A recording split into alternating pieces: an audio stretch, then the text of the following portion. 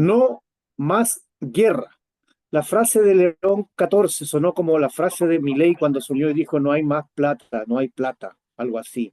Fue una sentencia hace pocos días, hace pocas horas, pidiendo la paz en el mundo, en tanto en la franja de Gaza como en Ucrania con Rusia, o como en India con Pakistán. Hay tanta convulsión en el mundo y ha surgido un nuevo papa hace por algunos días, pues. Robert Bretson, oriundo de Chicago, pero con una profunda raíz latinoamericana, que ha venido a remecer de alguna forma lo que significó la muerte de Francisco I y una nueva esperanza, a lo mejor, tal vez, quizás, para el mundo católico del mundo. ¿Cómo están, amigos de Manos Libres? Bienvenidos a una nueva edición aquí por un periodismo libre, independiente y al servicio de la democracia. ¿Cómo estás, Miguel?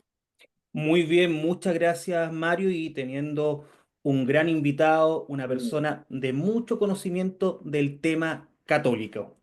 Tenemos un invitado de lujo esta noche, Hugo Cepeda Coll, ex diputado del Partido Liberal, liberal como nosotros, ex sacerdote, teólogo, es- historiador también de alguna forma de lo que ha sido la Iglesia Católica en el mundo. Y queremos saludarlo, don Hugo. ¿Cómo está? Buenas tardes, buenas noches Viejo, y muchas viejo gracias por estar aquí estoy, con nosotros. pero trataré de servirlo como corresponde. Qué bueno, qué bueno. Bueno, lo convocamos hoy día para hablar de esta nueva etapa de la Iglesia Católica en el mundo con el León XIV. El nombre de León XIV me parece fenomenal, me parece Y muy quiere que le fuerte, diga muy una potente. observación.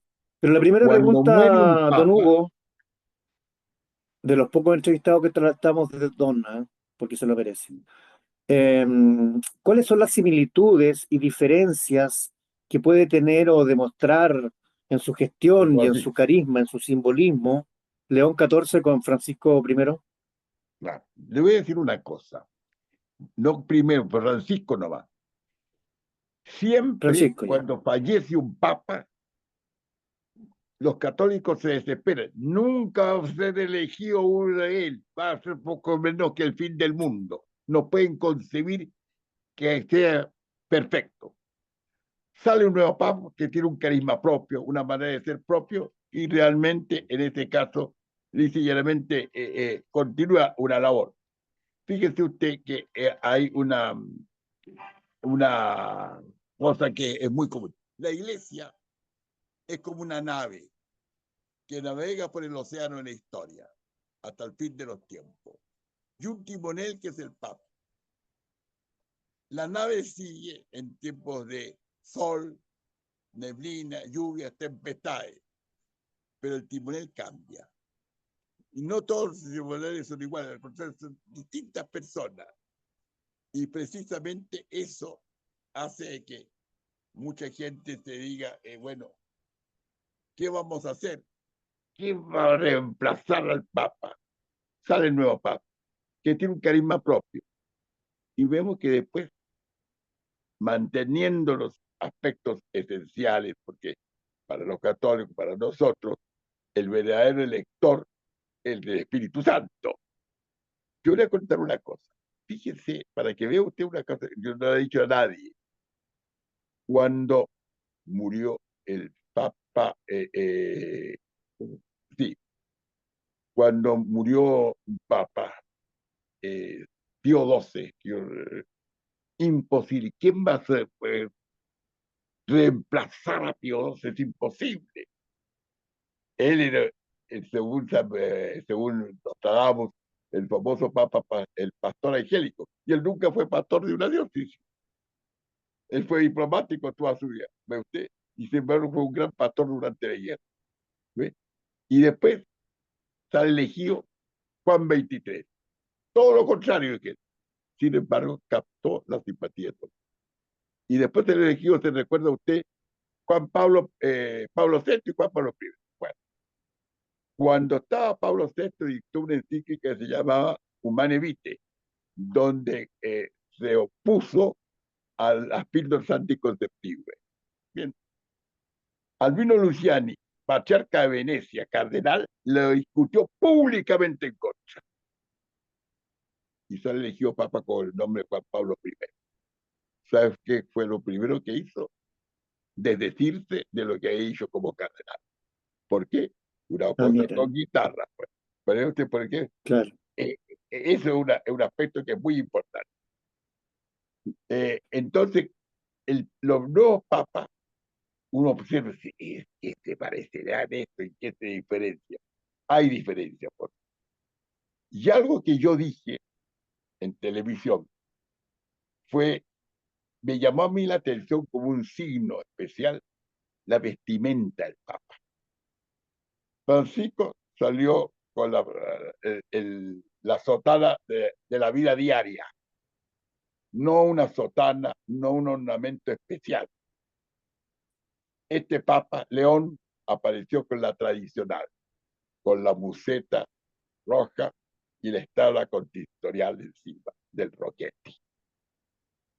Igual que Benedicto XVI y que todos los papas anteriores. Esto fue algo que a mí me llamó la atención. También se dice que él no va a vivir en el hospedaje Santa Marta, donde se alojaba el Papa Francisco, sino que el Palacio Apostólico, donde corresponde. Dos sellos bastante distintos. Pero cuando él habla, vemos que actualiza todo lo dicho por Francisco. Hay una continuidad. Y se explica en qué sentido es que en este momento el mundo lo representa la digitalización. Ese es el mundo actual, que tiene el problema de digitalización de que hace, y esto lo agrego yo por mi cuenta, que actualiza todo. Se pierde la memoria del pasado. ¿Y qué pasa? Cuando no hay memoria del pasado, tampoco hay proyecto del futuro. Se vive solo el presente. Y actualmente los jóvenes sobre todo viven solo el presente. No les interesa el futuro. Entonces, esta es una nueva, y esto está en el mundo entero. El problema de la inmigración, el problema de la pobreza. Y en todo esto, entonces el Papa hizo una especie de programa de gobierno, como vulgarmente se dice, apuntando a estos aspectos precisamente que piensa ser visto como una proyección de su pontificado. Sofía, está tocando el teléfono a cada rato allá. Ya, cortó el teléfono que estaba molestando. Está Entonces, llamando el Papa. ¿ah? Está llamando el Papa. El Papa loco me llama a mí. Hay una coincidencia luego. Él se estudió en el Angelicum de Roma, la Universidad Dominicana, donde yo estudié. Yo saqué mi licencia en teología precisamente en eso. Bueno, entonces pasa que estas proyecciones se van dando permanentemente. Son signos que hay que tomar en cuenta, de que él va a adaptar lo nuevo para la tradición de la iglesia. Y ahí entonces viene lo esencial que se mantiene. Por ejemplo, yo le voy a decir algo. Hablan de que era partidario por un que la ordenación total de mujeres. No, nunca va a ocurrir. Porque Jesucristo llamó al sacerdocio hombre, no llamó ninguna mujer, ni siquiera a su madre, la Virgen María. Y, oye, qué barbaridad. Y la mujer, ¿qué papel? Piense usted, don Mario, que usted sabe del Big Bang, ¿no es cierto? Mm. El Big Bang. Bueno, el Big Bang tuvo su explosión. Antes de la media hora ya estaba todo el esquema del universo, todos los elementos que lo constituyen. Ni faltan ni sobran. En el universo, o muchos universos que pueden haber. En el vientre de la mujer, cuando el espermio fecunda el óvulo, se produce la misma explosión y en menos de media hora está todo el proyecto y el desenvolvimiento de nuestra personalidad, ya somos personas. Esa comparación analógica que usted hace entre el Claro. caimán y la mujer, eso es una cosa maravillosa que solamente el Todopoderoso es capaz de hacerla. Y ese papel es de la mujer, no del hombre. Pero sin embargo, al hombre le reservó el sacerdocio. Entonces, todas estas combinaciones que son muy sanas, la iglesia no las puede cambiar, sino que las vive, las vive. Por eso el respeto a la gravidez de la mujer, siempre.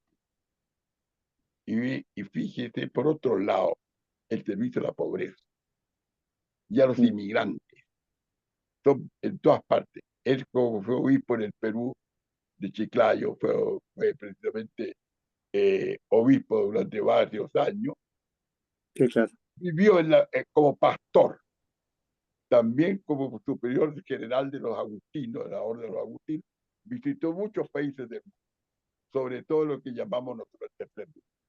Y esto realmente es algo que le ha servido de una experiencia que va a poder aplicarla plenamente ahora que es contigo. Por eso que yo estoy muy esperanzado en él. Muy Estamos en esperanzado. Manos Libres en el Pensador.io con Hugo Cepeda Coll, un experto en el tema que estamos hablando, que es la aparición del nuevo Papa, las expectativas, las aprensiones también de algunas personas, que el mundo lo califica a veces como un progresista, entonces de izquierda, entonces otro comunista, otro Papa comunista, en fin. Pero vamos a seguir conversando, pero antes les quiero entregar un consejo. Si el tribunal les ordenó que publiquen una citación, una posesión efectiva, el extravío de un cheque, un remate, lo que sea, perdón, www.elpensador.io/lex, más rápido, más fácil, más barato. Miguel, Bien, muchas gracias Mario por el pase y también don Hugo por estar en este programa. Mire, en Latinoamérica, obviamente en los años 50, después del Concilio Vaticano II, que estuvo el Papa Juan XXIII, se creó un movimiento, el movimiento de la liberación, ese movimiento muy arraigado en Latinoamérica. Y muchos, por ejemplo, dicen que uno de los papas que lo adoptó por sí y también porque era latino era Francisco. Y como pastor, también hay que decirlo, en Perú, lo tomó también el actual Papa, León XIV. Entonces, si lo que usted está diciendo, este Papa es más de la tradición católica, que quiere ser dentro de la ala más moderada dentro del catolicismo, pero con una tradición y una conciliación hacia los pobres. Parece que Latinoamérica se creó esta teoría de la liberación después de ese Concilio Vaticano II. Don Hugo. Claro. Es que, perdóneme la expresión, el Concilio Vaticano II fue verdaderamente revolucionario, porque abrió las puertas para una visión de la Iglesia en el orden social. Pero el primero de ellos, no hay que olvidarlo nunca, fue el Papa León XIII a finales del siglo XIX. León XIII fue con su encíclica Rerum Novarum la que realmente incorporó a la Iglesia la preocupación por la clase trabajadora. Primero que la palabra clase trabajadora. Y ahí abrió lo que se llamó la doctrina social de la Iglesia. Y esa fue la base del movimiento que hubo en Latinoamérica después del Concilio Vaticano II. Hubo exageración y la Iglesia las moderó. Tomó lo esencial, muchos sacerdotes participaron de eso, como igual que la primera, después de la Segunda Guerra, los sacerdotes obreros, todos, pero hubo exageraciones porque empezaron a sostener tesis que ya no eran tan católicas en algún aspecto. Pero en lo esencial, ese movimiento se sustenta hasta el día de hoy. Y gran parte de la formación del clero obedece precisamente a este movimiento. Y esto es pionero Latinoamérica. O sea que hay que reconocer que ya desde hace bastantes años, y especialmente Chile, han asumido esta tendencia, que se han ido perfilando y borrando aristas a lo largo del tiempo. Y es por eso que en este momento han servido de base para enfrentar muchos problemas, porque no se olvide que la iglesia ha tenido sus problemas también, pues. No se olvide usted los abusos, ¿ah? por supuesto. La pedofilia, y eso que fue muy fuerte para la iglesia. Y los obispos, Pero, don Hugo, los don obispos Hugo, no practicaban la pedofilia, pero sí la paraban. Pues. las ocultaban, Paraban los las sacerdotes, avalaban y las... porque era una época en que se creía que la homosexualidad, por ejemplo, era o una enfermedad o una mala costumbre. Y no, es una manera de ser, es una manera de ser distinto. Y eso lo ha entendido actualmente la iglesia. Ahora dice usted, pero, ¿y las relaciones sexuales? Bueno, la iglesia sostiene que las relaciones sexuales son solo para los casados, sean homos o sean heteros. Las relaciones, porque el fin del matrimonio para la iglesia es la familia, la creación de la familia. Entonces usted ve cómo se va adaptando todo esto. Y es Sí, por eso claro. que actualmente todos estos sacerdotes que han cometido este tipo de pecados han sido debidamente sancionados. Y no Don se han, Hugo, usted lo decía hace poco rato, que es un mundo distinto, ¿cierto? Al de sí, León XIII, por ejemplo. Eh, Encíclica Rerum Novarum, ¿cómo podría actualizarse a unos momentos nuevos de digitalización, de tecnologización, de inmigración por todos lados del mundo? ¿Cómo se puede actualizar? Porque yo creo que esa es la pega un poco que tiene León XIV, claro. que eligió ese Yo le nombre digo una porque, cosa, la Rerum Novarum, no se olvide usted el Papa Pío XI, dictó una encíclica que se llamó Quadragésimo Anno, conmemorando la de León XIII, haciendo un avance, sello de Pío XI, 40 años después de León XIII. Y así sucesivamente, cada pontífice había agregando algunos elementos de acuerdo con el avance de la cultura en la sociedad de la época. Y actualmente, por ejemplo, nos ponen en este momento en que ya se ha asumido parte de la iglesia la preocupación preferente de los pobres, como Jesucristo dijo. ¿Se acuerdan que Jesucristo dijo, es más fácil que un camello pase por el ojo de una aguja a que un rico entre por claro, la red? Y usted sabe lo que le dijo San claro, Pedro, Señor, esto no va a entrar nadie allá, pues. Nada imposible para Dios. Y ahí nació el pobre espíritu.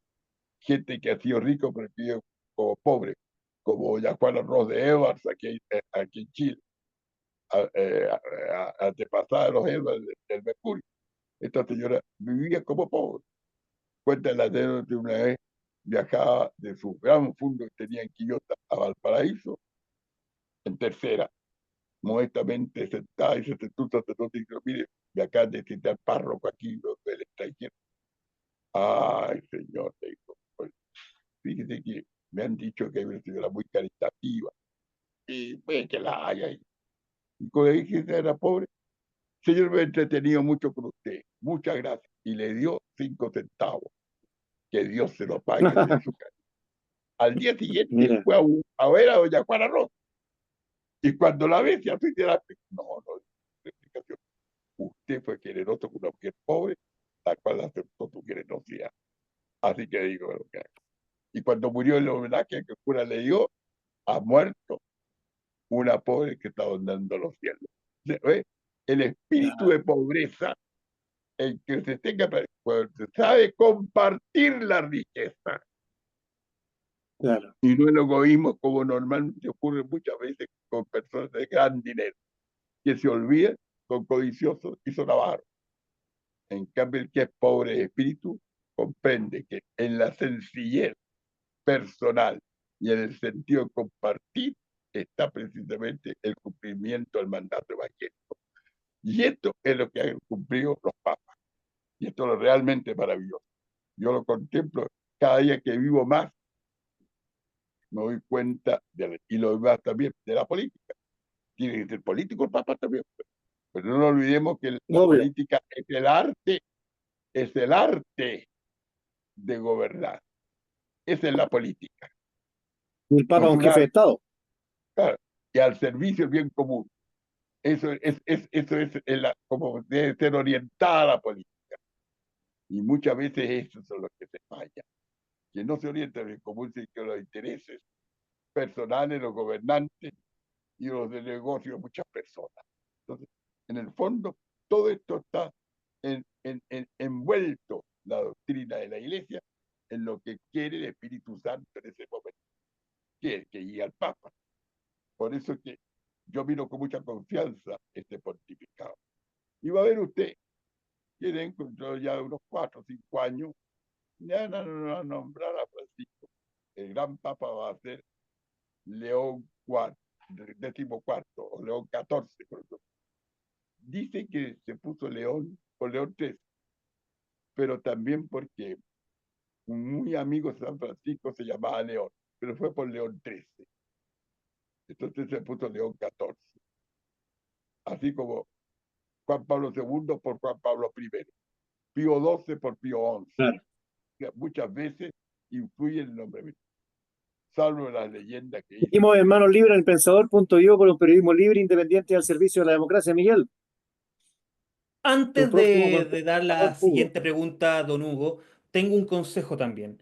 El Pensador está buscando nuevos socios para poder seguir con este contenido cultural de la academia, política y además a través de este programa. Entonces, abajo va a salir un link donde puedes aportar mensualmente 4.000 pesos para que este diario digital siga creciendo.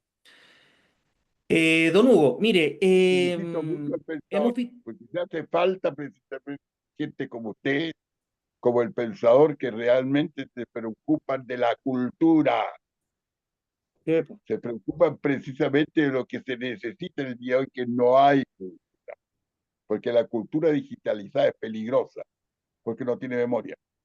Ese es el Exacto. problema.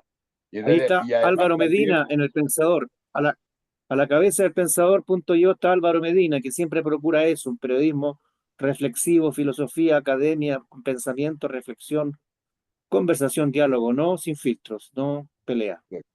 Exacto. la gente actualmente no conversa ya casi no habla, se ha achicado el idioma. Actualmente había prácticamente. Ahora, por ejemplo, la palabra complicado desapareció. Existe la palabra complejo, todo es complejo. Hay, hay complejidad, no hay, ¿cómo decirlo yo? Eh, que sea, por ejemplo, complicado, nada, no se dice. Se van terminando y seguía el lenguaje. Usted ve Exacto. una empresa, ahora no hay dueño, sino que hay controlador, no hay director controlador. Sí, Ya nadie sí, habla sí, sobre sí. el brainstorming. ¿Se fija usted? O sea, en el Exacto. fondo, este trasvasije medio lingüístico del inglés y el no uso de nuestro lenguaje hace pobre el pensamiento. Por Cuando no supuesto. hay nada que lo manifiesten, hace pobre los pensamientos. Exacto. Esos son Exacto. los eufemismos. En la sociedad actual. Fue mismo. Miguel, Mire, don Hugo, mire, antes, mire, lo que quiero preguntarle es que ahora estamos en este nuevo siglo XXI, estamos con ya 20, más de 20 años de la muerte de Juan Pablo II, que dejó, fue uno de los papas que tuvo igual bastante tiempo, pero los cónclaves siempre fueron como lo que siempre la gente le gustaba ver, la expectación. Estuve leyendo también, también lo he visto en televisión, que hubo un cónclave que duró 3 años, 3 años. Entonces, este cónclave duró menos de 20, un poquito menos de 2 días. Fue rápido, Claro, fue rápido. sí, Entonces parece yo que creo. ya era unánime la elección de León XIV o León XIV. ¿Qué es lo León 14. qué es lo que pasa, por ejemplo, en un cónclave, eso de estar eligiendo cómo son los bandos? Porque eso, por ejemplo, a pesar que soy católico, pero eso no está como fuera de nuestro terreno como los laicos. Nosotros estamos por fuera, somos espectadores. Pero de hecho que no siempre fue así, pues. Antiguamente no había cónclave. En la elección del Papa Juan XXII, el año a principio del siglo XIV, estuvieron casi 3 años los cardenales, y eran 12, y no se ponían de acuerdo. Como no había cónclave, salía a pasar vacaciones los fines de semana, hasta que de repente llegó un viejito y dijo, oh, elíjanme a mí, yo me estoy muriendo, estoy tan grave. Si me eligen, me pongo de acuerdo con ustedes, no más cardenales y renuncio a la constitución. Y lo dijeron. Saltaba como cabritilla en los campos lugares donde estaba. Tenía 78 años y murió a los 89 años. 11 años de papa, Juan 22. Para que Hizo el negocio. Y ahí se empezó la idea del cónclave. Y cuando se llamaba mucho, le quitaba la comida. Se le quitaba la comida. Claro. Y además hubo tiempo, a los reyes más importantes de Europa católicos tenían derecho a veto.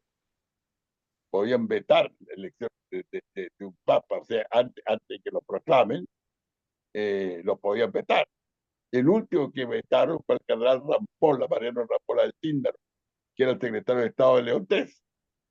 Lo vetó Francisco José por ser rey de Hungría, rey apostólico. Y salió ahí en su reemplazo San Pío V, pues imagínense, acertado, ¿no? San Pío X salió, San Pío En todas V, partes se cuestionaba, para que vea usted. Y San Pío V está enterrado entre paréntesis de Santa María la Mayor también. No se enterró en San Pedro. Bueno, y San Pío V fue el de la batalla de Lepanto. Él ya. fue, y lo buscó donde quedó manco, sabemos quién. Y otro aspecto, ahora Lepanto, Don Quijote de la Mancha. Fíjese usted que la iglesia, sobre todo, odia el pecado, pero es misericordiosa con el pecador. Mm. Y lo suelve, lo perdona. ¿Por qué? Porque en realidad lo que ocurre es que quien pide perdón debe ser perdonado. Se comete ahora el error, ofrezco perdón, ofrezco disculpas, no, si nos tenemos que pedirlas. Y la otra parte concederlas. Y ahí entonces realmente se procede evangélicamente. Y esto precisamente es lo que hay que hacer. Y ahí hay personas, por ejemplo, que actualmente están en ese aspecto, no se borran las ofensas, vienen los rencores, vienen las pasadas de cuentas y las venganzas, porque no hay ni verdaderas disculpas ni verdaderos perdón. Hay un asunto que y se fijaron algo más, que al final de la presentación del Papa en la ventana, dio lo que se llama una indulgencia plenaria. O sea, que gana esa indulgencia, incluso se puede pedir por un difunto, se va derechito al cielo, es el alma. Borra todos los pecados y penas.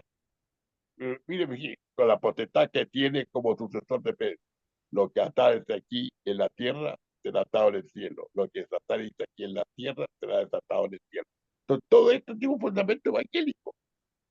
Y vemos entonces ese alivio, hasta yo que soy pecador, hasta yo que feliz.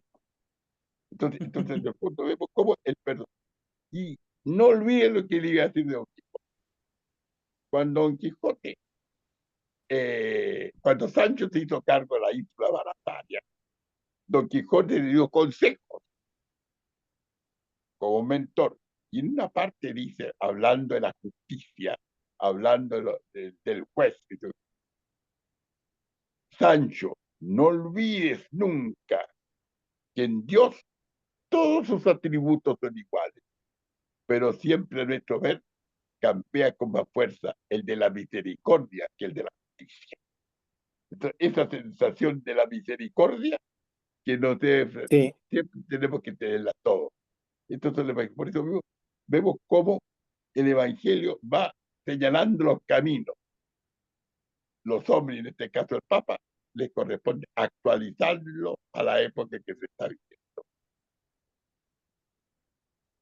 ¿Alguna otra Una pregunta? frase para León XIV, don Hugo, finalmente para terminar, para liberarlo y no abusar de su tiempo.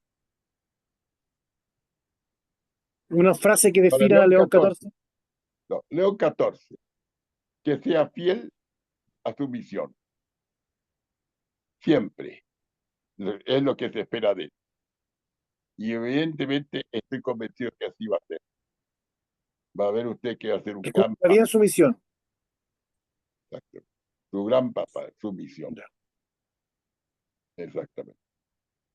Ahora Y se un tiene gran pues, nombre, León 14, es una gran persona para asumir el cargo. gran persona, su experiencia de vida, su, su- que prácticamente tiene varias nacionalidades, ha estado en todas partes del mundo, nos conoce a nosotros, habla castellano perfectamente bien, como lo demostró el día que se hizo. En el fondo es una cosa realmente. Y digo una cosa, hay papas que han tenido mala conducta personal, pero fueron buenos papas en cuanto a doctrina. Ya. El Papa Borgia, por ejemplo, con su famosa Ah, bula, etcétera, gracias a las cuales nosotros, por el lado de la parte española, la colonización son de los portugueses, y además dictaron, y después el hijo de el hermano de su amante, que fue Pablo III, 40 años más tarde, que se dedicó a la buena vida, era cardenal, como papa, como con Concilio Trento, aprobó la compañía que y tu bula también en favor como el respeto a los indios, que eran también, eran personas y no podían ser sometidos a esclavitud, salvo la esclavitud y guerra, por supuesto que existe siempre, para que claro usted que la, sí. la forma Oh, como se ha comportado siempre la iglesia por la inspiración de los papas. Por eso hay ya. que separar, por desgracia en la historia, hay que separar la vida privada de los, porque la vida privada, desgraciadamente, fallaron mucho, pero la doctrina jamás, jamás fallaron. Y eso es lo que es grandioso en la Don Hugo iglesia. Cepeda Col, muchísimas gracias por estar aquí en Manos Libres en el Pensador.io, por un periodismo libre, independiente y siempre al servicio de la democracia y en esta oportunidad al servicio de la reflexión. Y ustedes, por Muchísimas favor, gracias. sigan adelante con sus videos y cuenten conmigo las veces si estima necesario y cree que yo pueda hacer algún pequeño aporte. Muchas gracias. Muchísimas gracias a usted, don Hugo, maestro.